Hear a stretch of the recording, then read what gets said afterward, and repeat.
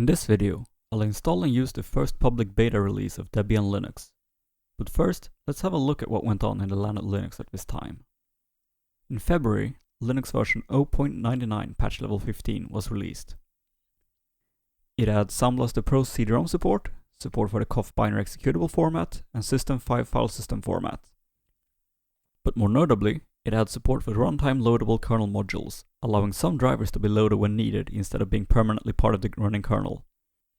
The vanilla tree didn't make use of modules, but distributions were keen on it, as it made it easy to provide stock kernels without having too many variants. There was also a push to add more configurability during runtime, such that hardware settings and the likes wasn't hard-coded in the kernel. This being a step towards reducing the need for every user to recompile the kernel themselves. The kernel also entered a feature freeze, because now it was about to happen. On the 14th of March 1994, Linux kernel 1.0 was released. To the Linux community, this was quite the event.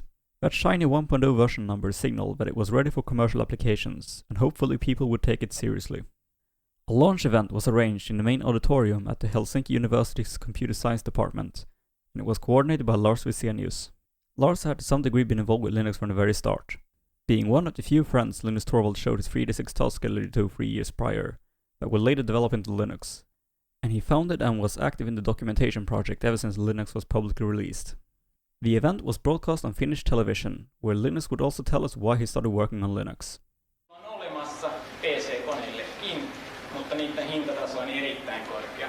Elikkä kun esimerkiksi DOS nostaa kotikoneeseen 200 markalla, niin tommonen Unix-kotikoneeseen maksaa helposti 20 000 markkaa, mikä on opiskelijalle hiukan liian paljon. Menkää vaikka jonnekin tietokonekauppaan, niin kysykää, että onko teillä SCU Unix, niin ne katsoo teitä kysyen ja sanoo, että ei, emme missä. Itse asiassa paljon helpompi kirjoittaa sitten. The release of 1.0 also marked a change in the development model. Development would continue with version 1.1, while 1.0 would stay as a stable version. The development of 1.1 would eventually lead to the next stable release, version 1.2. But this also means that it isn't really viable for me to go over each version anymore, as there were a lot of them. 1.1 got 76 releases during 1994, and 1.0 only got minor bug fixes. So I'll move on for now. Looking at the distributions, there were a few that faded away, and a few new ones that popped up. Nascent seems to have been a one-off. I didn't see any more releases of that. HCLU's bootable root did not see any updates in 1994. But moving on to the additions, in January, Debian releases their first public beta, version 0.90. Debian was created from the ground up as a response to the buggy mess that was SLS, with a focus on stability and quality.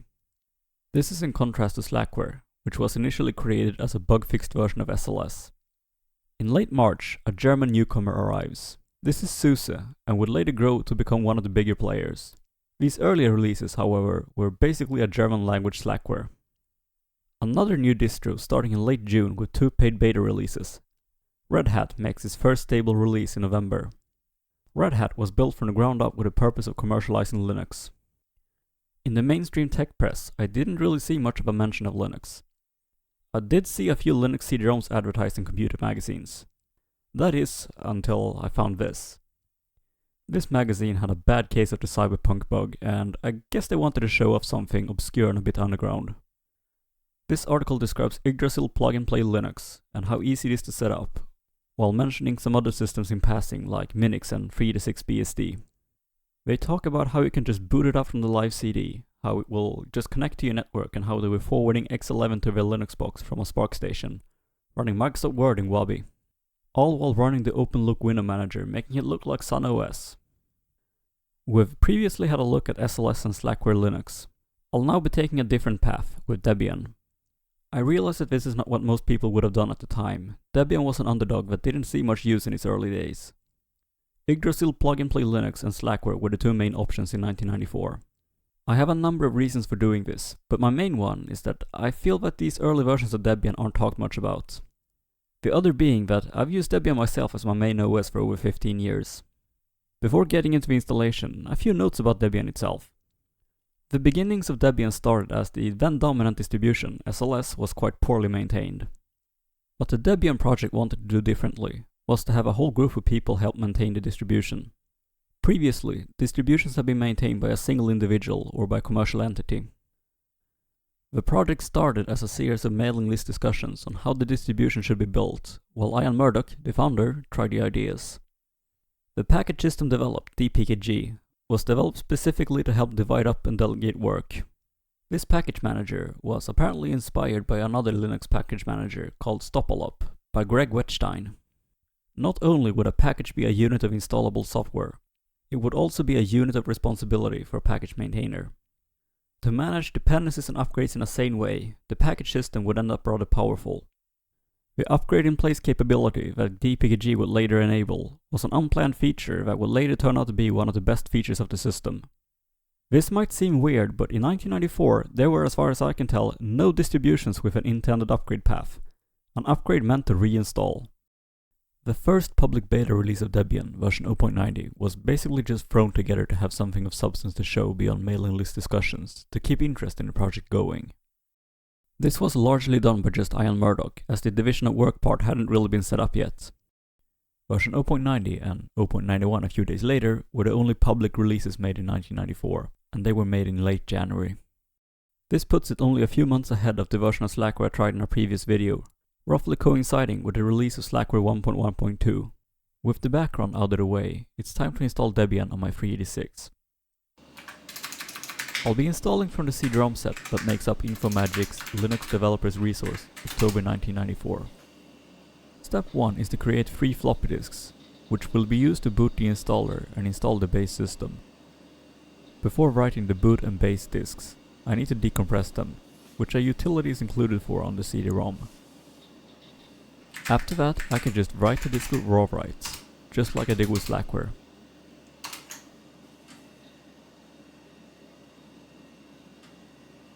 And with that, I'm ready to reboot and replace Slackware with Debian.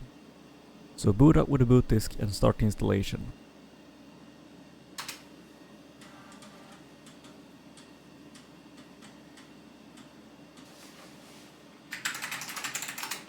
Since I already got a Linux partition that I installed Slackware on, I just need to reformat it, skipping the partitioning step.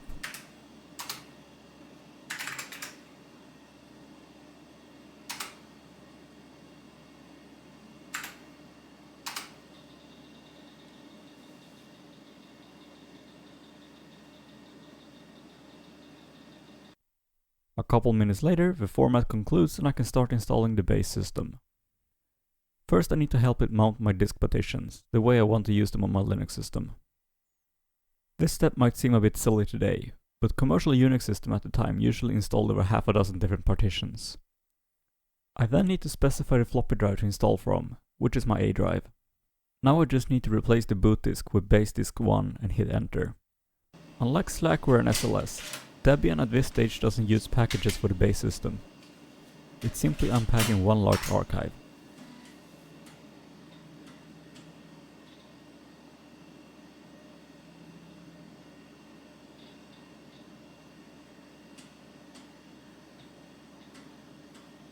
A number of dots later, I'm asked for disk 2, and then it churns away for a little while. Now, for the first time on this computer, I'm asked for a host name. It had me thinking for a bit, as I basically had to name my computer. It's kinda slow, and I've had problems with it overheating. So I gave it a name out of the jargon file, Toaster. Since I don't have any networking hardware at this point, I decline additional network configuration. After setting my time zone, I get a chance to select the keyboard layout. I then get a question about my modem, which is on COM2, which has my good UART controller. And my mouse is just a regular Microsoft serial mouse. The setup concludes with an opportunity to create a custom boot disk, which is then followed by a reboot. And we're in! The boot up banner correctly describes the system as Debian 0.91. But the login banner claims it's Debian 0.90, which is a nice touch. The login message reminding you that Debian is free software looks very similar to the message presented even to this day. Anyway, now that I have a booting system, I decide to take an old devil by the horns. In SLS, trying to get the bootloader Lila to work nearly broke me. I didn't even attempt it with Slackware, so I've been using a DOS boot up menu program in linload, a DOS program for loading Linux. I only install Lilo to my Linux partition rather than the MBR, as that will let me go back to booting DOS if this doesn't work. After setting my Linux partition to being the active one in fdisk, I can now use Lilo to select between DOS and Linux. So why did I even bother setting up Lilo the first thing I did?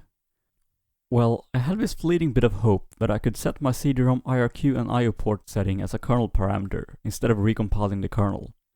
I couldn't find a way to do that, which means I can't install the rest of the system from CD-ROM. When I encountered this with Slackware, I wrote out a dozen floppies to install from so that I could recompile the kernel and pull the rest of the system off CD-ROM. I'm not doing that again, so I'm just gonna copy all the development packages to my MS-DOS partition and grab them from there, which is quickly done in Windows. Back into Debian, before starting the installation, I decided to set up a swap file, 8 MB in size. But now it's time to add the development packages to the system. Users of Debian will recognize this command, dpkg. However, it doesn't quite do what you'd expect. It launches a text interface where you select the packages you want to install. The packages are grouped into categories, a bit like disk sets on SLS and Slackware. All I need to do here is select the development packages I need to compile the kernel, but not the actual kernel. I decided to get a later kernel of the CD-ROM set, version 1.1.50 specifically. This version of Debian only have an 0.99 series kernel. I have a reason for going with a newer kernel, but I'll get back to that later. After selecting the packages, I exit out of dpkg and run it again, except this time I tell it to process the package list it generated, and I also tell it where to find the packages in question. Here I just point it to the folder on my MS-DOS partition where I put the files, and off it goes installing them. Except installation of GCC fails. In the installation log it claims an unexpected end of file. Back into Windows to investigate. Just comparing the file sizes, I can tell that gcc1.deb is indeed a few hundred K short, and gcc2.deb is completely empty. I'm not sure what went wrong here, but it seems Windows File Manager didn't detect read errors correctly. I'm not sure if the read errors were just due to random read errors that this temperamental piece of garbage of a CD-ROM drive tends to generate when you least expect it, or if I bumped the table or something during the copy. The latter is certainly a possibility, there is no skip protection whatsoever. I copy the files over again, making sure the sizes matches this time before rebooting. And this time, the install finishes just like expected. With the toolchain installed, I can start compiling the kernel, and this is fairly straightforward. First I need to extract the source tarball. Then, while checking the readme, I also confirm that my version of GCC is recent enough, which it is. I can then do a make Mr. Proper, which clears away all the traces of a previous build that might taint the config. This is then followed by a make config. This has me answer a number of questions regarding what hardware configuration I want the kernel to support. By disabling everything I don't need here, I can reduce the size of the kernel.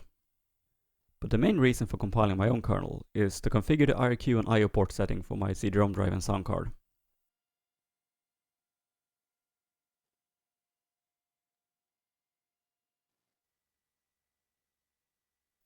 The IO port address still needs to be changed in a header, but now I can run make dep, followed by make zlilo, which builds a Z image and updates Lilo to boot it.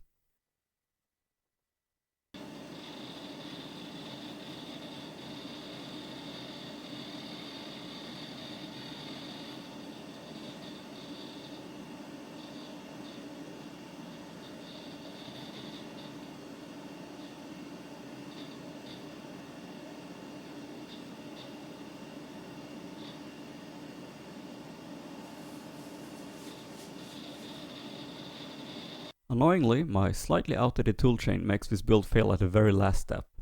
Doubly annoying since I need to restart it completely to try again, and the build took about an hour and a half. After a few tries, I found the build unit that was causing the failure. And I now have a kernel that should be able to interface with my CD-ROM drive. A quick reboot later, and I've upgraded from kernel 0.99.15 to 1.1.50. And on boot up, I can see that both the sound card and the CD-ROM drive is recognized. After being confused about mount complaining about the read-only file system, I was able to mount the CD-ROM that I will install the rest of Debian from. I suspect this is a mismatch between the mount command and my new kernel, and that something changed in between.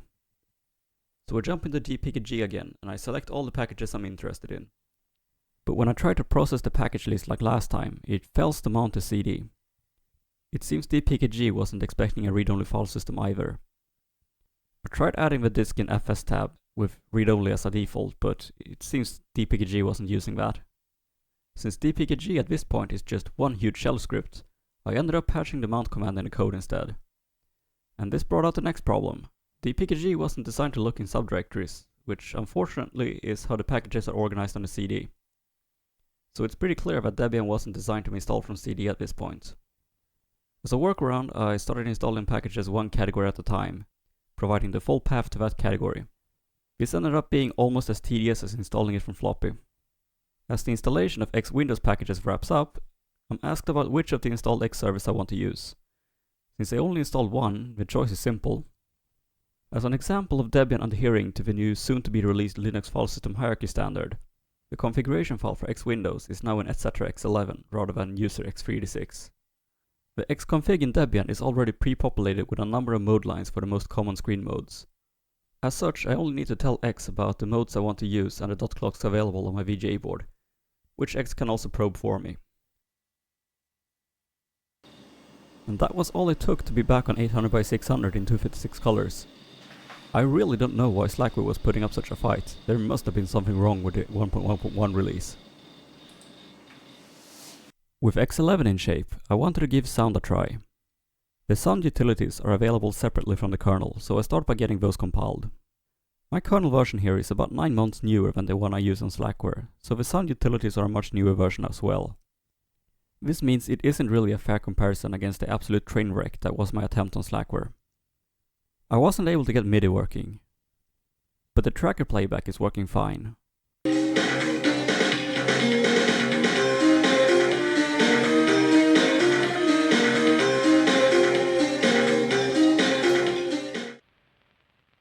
Among the other sample data, I found this file called End of the World, and if I cat that into dev.dsp, we'll hear... So as far as I can tell, everything but adlib is working.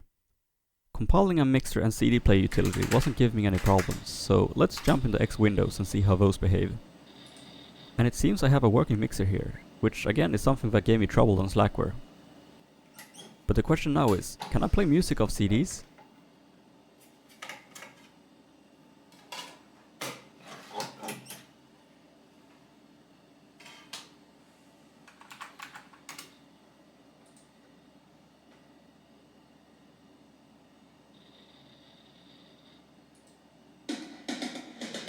That would be a yes. So, now that we've given all of that a look, it's time to reveal why I wanted to upgrade to kernel 1.1.50. It's the minimum supported version for a game called Doom. Yes, there is an unofficial release of Doom that was made for Linux in 1994. As for why, well, looking at the README, the software engineer working at id who ported it explains it. Apparently, Linux gave him a woody. Anyway, I know it didn't run great for me on MS-DOS, but I'm curious about the X11 version, and, well, it's not exactly a playable frame rate. Which surprises me a bit. It was quite playable on my friend's DX266 in X Windows, and this is an order of magnitude worse than that was. Which it wasn't on DOS. With Doom being a bust, I decided to give DOSEMU another try. There's been a curse over me in this series that has prevented me from running DOSEMU. After compiling it and looking over the installation manual again, I run it and... I get a kernel oops. I can't say I have a lot of patience left for DOSEMU. It also messed up my keyboard, so I'm essentially locked out of my computer, so I have to reset it. So I move on to another cool bit of compatibility software, Wine, or Windows Emulator as it stood for back then. This is a project that started in '93 as an attempt to implement a compatibility layer to run 16-bit Windows applications on Unix-like systems. In a way, it's quite similar to Wabi, which was Sun Microsystems' solution to running Microsoft Office on Sun hardware. While a lot of Unix workstation vendors embraced Windows NT, Sun saw it as an existential threat and spent a lot of effort on enabling Microsoft software to run in a Sun ecosystem. They even went so far that they tried to get the Win16 APIs codified into an ISO standard, in an attempt to break vendor lock-in. By the time the standards organizations had gotten around to looking at it, Win16 had been superseded by Win32 and nobody cared. Anyway, so I started compiling Wine, which took over an hour. Aside from a minor linker error as a result of my slightly old system, it went without a hitch. At this point, I thought the documentation was a bit unclear. It talks about setting up Wine such that C Windows is your actual Windows installation, so I wasn't sure if it needed Windows to work. After a bunch of trial and error, I found that I need to have this strange DLL it built in the right DOS path, and the executable I ran also needed to be in the DOS path. I didn't need a Windows directory mapped in, but with that, I had Solitaire running.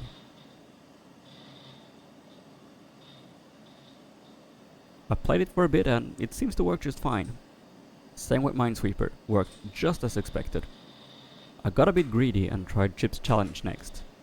The screen redraw didn't work properly and the music wasn't playing. But the game itself worked and even sound effects worked, which is pretty cool for something this early in development. With that bit of success, I think it's time to end this video while I'm ahead. Check back next week when I'll be having a look at the state of computer networks in '94. Until then, thank you for watching.